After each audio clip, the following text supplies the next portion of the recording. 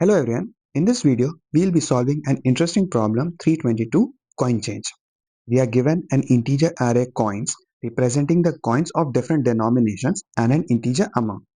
We need to return the fewest number of coins that we can use to make up that amount. If the amount cannot be made, then we need to return -1 as the output. In example number 1, we have 1, 2 and 5 coins available and the amount is 11. With infinite supply of these 3 coins, we need at least 3 coins, 2 5s and 1 1 to meet the total 11. While in example number 2, it is not possible to get the amount 3 with only one coin valuing 2, hence the output is -1. The problem statement is very easy to understand, but the optimal solution is slightly tricky. So let's switch to whiteboard and discuss the solution, starting with the brute force approach and then following up with the optimized one. The simplest way to solve this problem is to use backtracking plus greedy algorithm, where we'll try to identify all possible combinations between the 3 coins that are given to us in the input to see if we can add them up in different pairs to get the total amount that we are looking for. Using greedy algorithm will also serve the purpose because we are looking for the minimum number of coins that can add up to the total. In backtracking, we'll try to build a decision tree with 11 as the parent node, and we'll try to use all of the coins that are given to us to see which one can give us the best possible results, that is the minimum coin. In this example, we have 3 coins in the input, so we have 3 decisions that we can take, 1, 2 and 5. Depending on which coin we use, the remaining amount will be different. If we use coin 1, it will be 10, with coin 2, the 9, and coin 5 will be 6.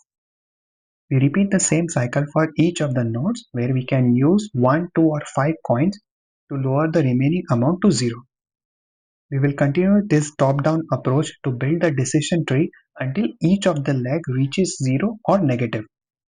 During the traversal, we will be recording the total coins that we used for each leg, which will be used to calculate the minimum coins once amount reaches 0. Let's say if we do not find any combination that can lead up to the amount that we are looking for, the output will be -1. Because we are trying to build all possible combinations to get the minimum number of coins, the total time complexity of this solution is going to be O of n square, where n is the number of coins given to us and the space complexity is going to be O of 1. As we are only using a couple of variables to record the minimum coin and the total coin for each leg. I hope this explanation was helpful in understanding how we can use the backtracking and greedy algorithm to solve the problem. Let me highlight some of the inefficiencies in this approach before we discuss the optimized solution. If we try to build the decision tree with node 10 as the parent node, we will get 9, 8 and 5. Node 9 is duplicate because it is already part of a different leg. So repeating the same calculation causes the solution to be inefficient. There will be several more nodes which are duplicate if we try to build the entire decision tree. Now let's try to solve this problem using a different approach. As we are trying to avoid doing repeated or duplicate calculation, the best solution to use here is dynamic programming using memoization, where we'll use an array to store the minimum amount of coins needed to reach that amount. So instead of repeating the same calculation again, we can just do a lookup in the dynamic programming array to see what were the minimum coins needed for that amount. The earlier approach that we discussed using backtracking was a top-down approach where we started with the total amount and trying to reduce it to 0. But now we'll use the bottom-up approach where we'll start with solving the amount as 0 all the way to 11. Let's do a small dry run which will help you understand this concept better. As the amount in this example is 11, we'll use a dynamic programming array of size 11 plus 1, that is 12. If we keep the size as 11, then the last index will be 10, so we won't be able to calculate the value for 11, which is what we are looking for. It will make more sense as we proceed with this approach. As we are planning to use this dynamic programming array to store the minimum number of coins, we need to pre-fill with some value other than 0.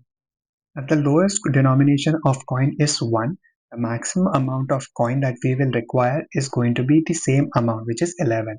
So we can default the values for all of these entries to 12 and I will use this value at the end to determine if I was able to find a valid combination of coins to meet the amount. Now let's start the iteration with I is equal to 0. We will be using the value of I as the amount that we are trying to build using the coins available.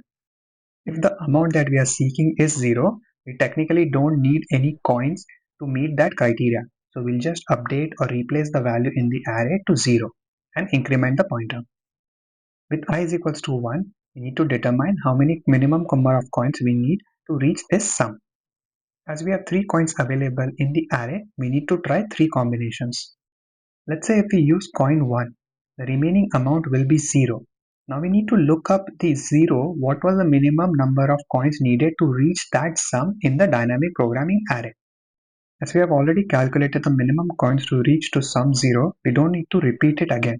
So we'll just take that value, increment it by 1 because we are using a new coin with value 1 and save it as a minimum in the DP array at I is equal to 1. We tried the combination with coin value 1. Now we need to repeat it for coin 2 and coin 5. Because the value of coin 2 and 5 is greater than I, which is the sum, we can't use it. If we use it, the total will be negative. So we'll skip the calculation and increment our I to 2. With I is equals to 2, you again have 3 combinations we need to try with coin 1, 2 and 5. Starting with the first coin of value 1, the remaining will be 1. Now we need to do the lookup in the DP array. For index 1, the value in the array is 1, which means I need a minimum of 1 coin to meet 1. So with that 1 in the DP array and the new coin that I am using, the total will be 2. As this value is smaller than the current value in the DP array, we can override it. I hope you are able to follow how we reuse the calculation we did for I is equals to 1 and we are doing the calculation for 2. Now we'll repeat the same process for the next coin, that is 2. After taking coin 2, the remaining amount is 0, and if we do the lookup in the DP array, the corresponding value at I is equal to 0 is 0. So the total coin needed here will be 0 plus 1, which is 1. And for the last coin, that is 5, as the value is greater than I, we don't need to do any calculation, we can just skip it. So between the calculation that we have done, the smallest or the minimum number of coin is 1, so we'll save that in the DP array and continue with the run. With I is equals to 3, we again have to make the decision starting with the first using coin number 1. The remaining value will be 2. Doing the lookup in the array, the value is 1. So including the new coin that we are using, the total will be 2, which is smaller so far. So we'll just save that in the array. The next coin is 2. If we use it, the remaining amount will be 1. Doing the lookup for 1 in the array, the value is 1. So using that 1 plus 1, the total will be 2. As it is same as the previous calculation that we did, it does not matter which one we'll use. So we can simply save 2 in the DP array for I is equals to 3. We continue to iterate through all of the elements in the dynamic programming array until the end. And once we reach to the last element in the array and complete the calculation, the value that we save at index 11 will be our output. As you must have noticed, in this approach, we are not duplicating the calculation. We are instead building on top of the past calculation that we have made. With this solution, our time complexity is O of m into n, where m is the amount that is given to us and n is the total number of coins in the array. This is because we are trying to pair each value of I with all of the coins available to us so that we can calculate the minimum number of coins we can use. While the space complexity is O of m, as we are using the dynamic programming array to store the minimum number of coins needed for each value of I.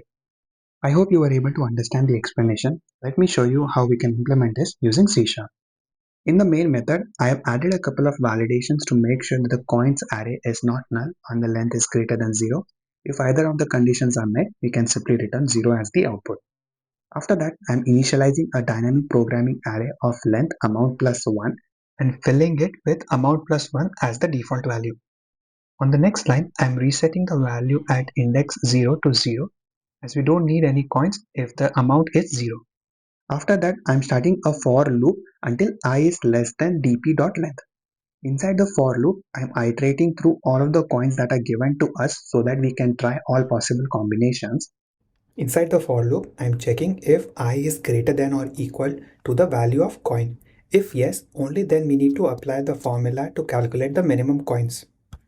Inside the if condition, I'm using the math.min operation to compare the current value of I in the DP array with the new value that is calculated by removing the coins value from the sum. Between the two, whichever is smaller is going to be saved back into the DP array at I position. After the iteration, if the last element in the DP array is greater than the amount, it means we were not able to find a valid combination, so we'll return -1 or return the last element. This code, when submitted on LeetCode, beats nearly 80% of the submissions in terms of runtime and 55% in terms of memory. Thank you for watching this video. I hope you were able to understand the explanation. The details to access the source code is available in the description below. Feel free to check that out, and I will see you in the next one. Thank you.